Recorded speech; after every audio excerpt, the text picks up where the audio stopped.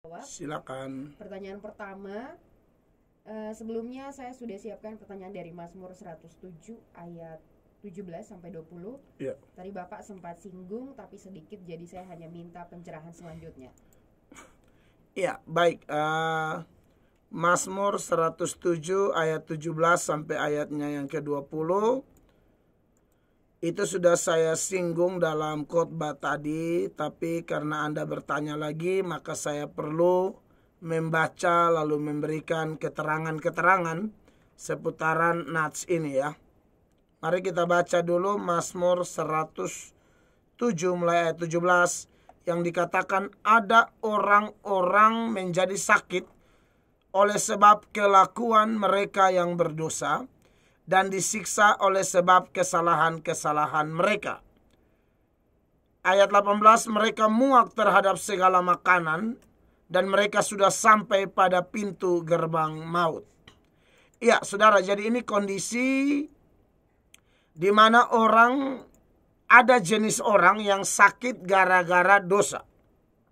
Ya, memang tidak semua penyakit yang dialami orang Kristen itu gara-gara dosa, tidak semua. Ya, misalnya kalau kita lihat pergumulan dari hamba-hamba Tuhan yang karena sudah tua lalu dia menjadi sakit. Ya, katakanlah contoh seperti Ishak. Ishak itu kan anak Tuhan sejati, sudah pasti itu. Tapi tambah tua kan dia buta. Sampai ada kasus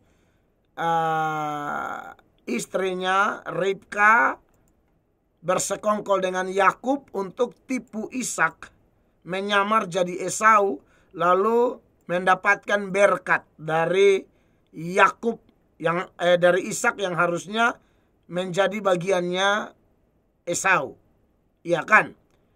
Nah, kalau yang model begitu memang faktor usia, dan saya pikir kalau kesakitan-kesakitan seperti itu, saya pikir itu tidak bisa kita kaitkan dengan ayat ini. Karena seperti yang saya bilang bahwa tidak semua sakit gara-gara dosa. Orang yang beriman sekalipun yang namanya sudah tua, ya kan? Kadang-kadang tulang mulai asam-asam, mulai sakit rematik, sakit ini, sakit itu, karena faktor tua.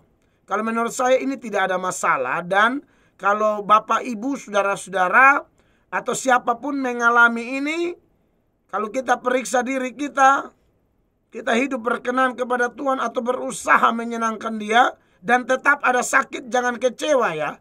Itu memang faktor usia. Ya. Sekali lagi, itu faktor usia. Saya ingat ada bagian ayat di dalam 2 Korintus ya. 2 Korintus 4 ayat 16 yang berkata, sebab itu kami tidak tawar hati. Tetapi meskipun manusia lahiriah kami semakin merosot, namun manusia batinia kami dibaharui dari sehari ke sehari. Artinya bahwa yang namanya manusia lahiriah tidak ada yang tambah tua tambah cantik, tidak ada. Tambah tua tambah tampan, tidak ada. Jadi jangan paksa operasi plastik, nanti ketawa terlalu besar terrobek. Jadi ini saya pesan, sudah apa adanya lah, jangan bikin aneh-aneh, ya kan? Namanya usia bertambah ya, wajar begitulah. Ada yang sudah oma-oma cuma stand seksi. Seksi apa? Seksi repot saja ya. Bikin repot. Ya sudah umur-umur mau 60 mau stand-stand ketat. Apalah oma bikin suasana kacau. Ya.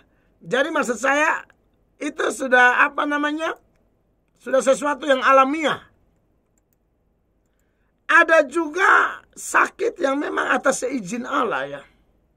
Seperti yang Paulus alami dalam 2 Korintus pasal 12 ayat 7, 8 dan 9. Anda tahu di sana Paulus bergumul dengan utusan iblis yang menggoco dia, di mana ada duri dalam daging, dan menurut para penafsir itu dia sakit pada fisiknya.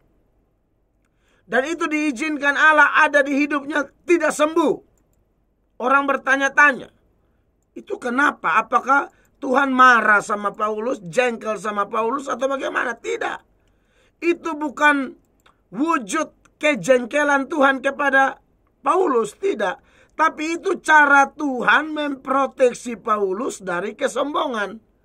Karena kalau Anda baca ayat-ayat itu, Paulus bilang supaya aku tidak menjadi sombong, Tuhan izinkan ada duri dalam daging. Ya. Kita lihat di dalam 2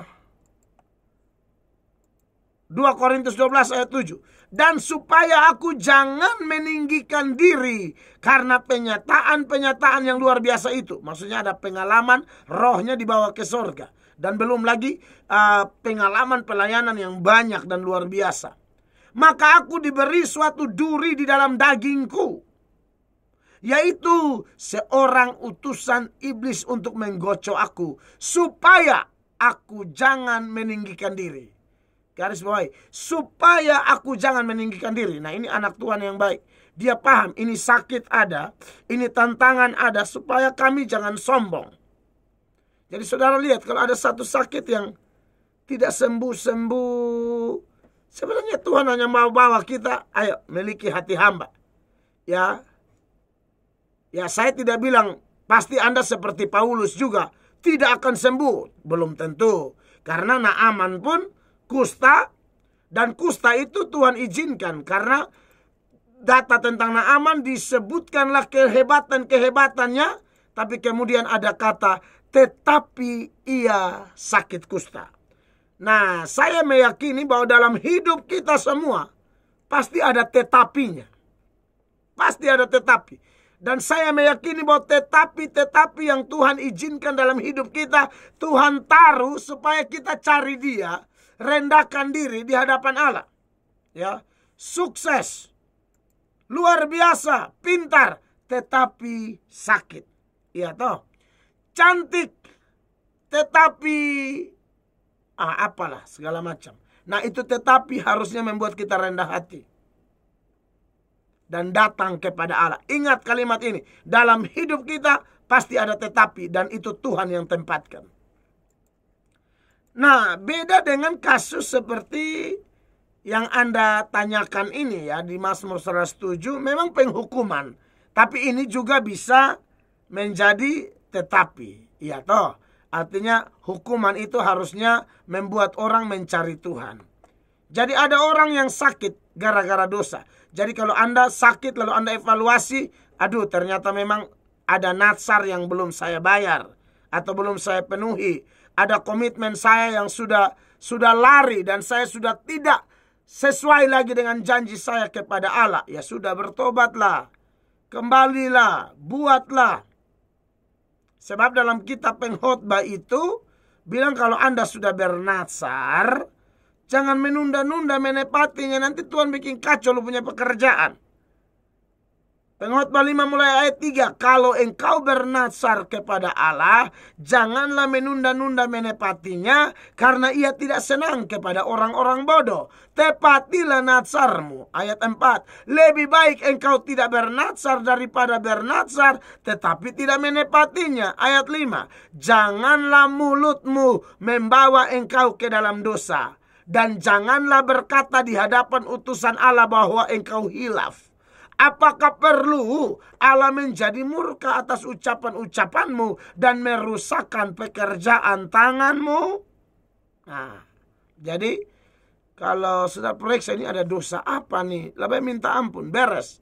Berteriak kepada Allah. Tuhan pasti mau tolong Anda. Tidak mungkin Tuhan membuang orang yang datang kepadanya.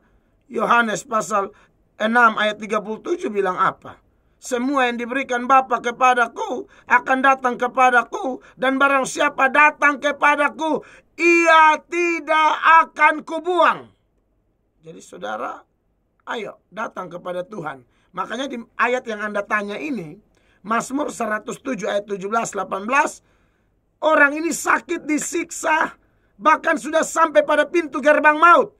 Tapi ayat 19 bilang begini, maka berseru-serulah mereka kepada Tuhan dalam kesesakan mereka, dan diselamatkannya mereka dari kecemasan mereka. Ayat 20, disampaikannya firman-Nya dan disembuhkannya mereka, diluputkannya mereka dari liang kubur.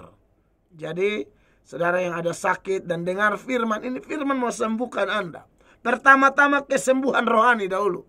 Kalau rohaninya sudah pulih, dia akan cari Tuhan, dia datang kepada Allah dan izinkan atau serahkan kepada Allah berdaulat atas hidupmu. Dan percayalah, rancangan Allah bukan rancangan kecelakaan, tapi rancangan yang mendatangkan damai sejahtera. Tuhan berkati, itu jawaban saya.